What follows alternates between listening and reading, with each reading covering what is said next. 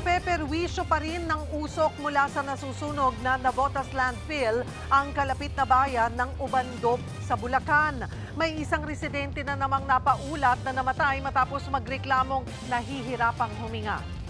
Live mula sa Ubando, Bulacan, nasa frontline ng balitang yan, si Ian Suyo. Ian, kumusta ang kalagayan ng mga evacuee dyan?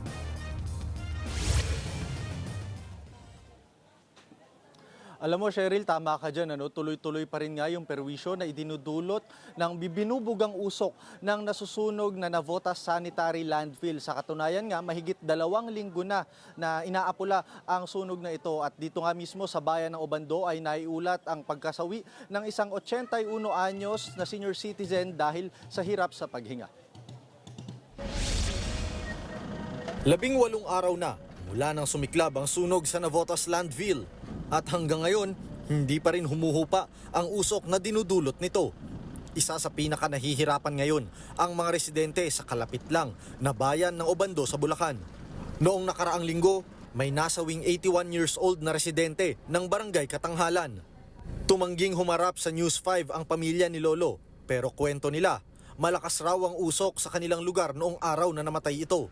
Dumaing daw ang biktima na nahihirapang huminga. Isinugod pa siya sa ospital pero binawian rin ito ng buhay. Ayon sa kaanak, atake sa puso ang sanhin ng pagpanaw. Nilibing na kanina ang nasawing senior citizen. May mga dumadaing na inuubo. Yun naman talaga ang totoong mga nangyayari na minsan may paninigip ng dibdib. Katulad niya may isang residente kami na dahil niya daw doon, nakikitang dahilan pero hindi natin matiyak. Takbo namin sa ospital. Sabi nga ng inatake.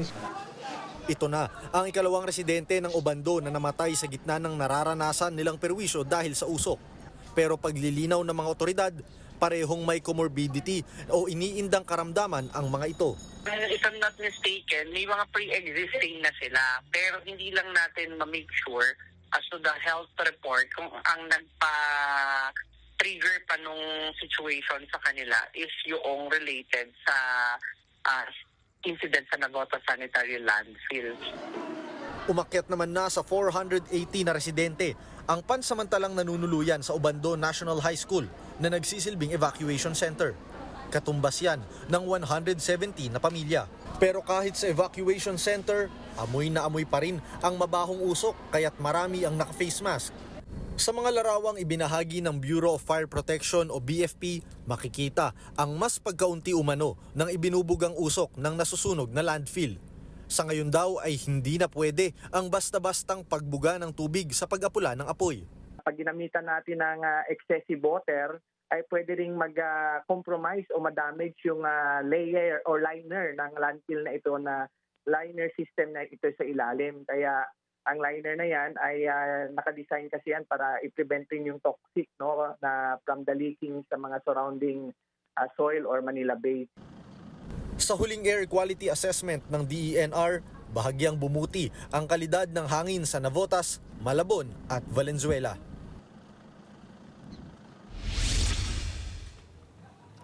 Cheryl, sa mga oras na ito, makikita nyo nga sa aking likuran yung tuloy-tuloy pa rin na pagbuga ng usok nitong Navotas Sanitary Landfill. At medyo may nakikita nga rin tayo na konting patse-patse na pag-alab nung apoy. Kadalasan daw na nangyayari talaga yan ng mga ganitong oras. At ang pinakamaswerte na lamang daw ay yung hangin ay hindi papunta rito. Sa halip ay pakanan nga daw yung hangin kaya't hindi muna apektado yung mga residente dito sa bayan ng Ubando. Samantala, nakatanggap din tayo ng ulat na yung ilang mga opisyal ng LGU ng Ubando ay nagtungo nga sa Malacanang.